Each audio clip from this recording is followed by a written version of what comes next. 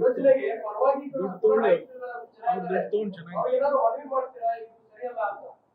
ರೈತರನ್ನ ಮನವಿ ಮಾಡ್ತೀರಾ ಅಂತ ಕೇಳ್ತಾರೆ.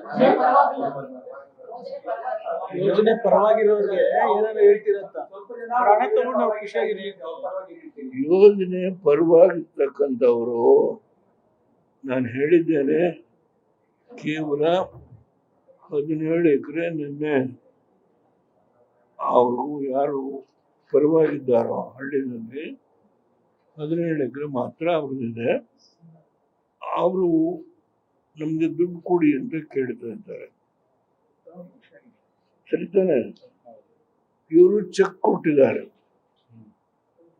ಚೆಕ್ಕು ಕ್ಯಾಶ್ ಆಗಿಲ್ಲ.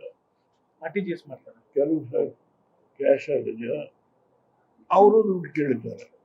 ನಾನು ಯಾಕೆ ಬೇಡ ಅಂದ್ರೆ ತಗೊಂಡು ಸಂತೋಷ. ಅವ್ರು ತಗೊಳ್ಳಿ, ಅವ್ರು ತಗೊಳ್ಳೋರು. ನಾನು ಯಾಕೆ ಬೇಡ.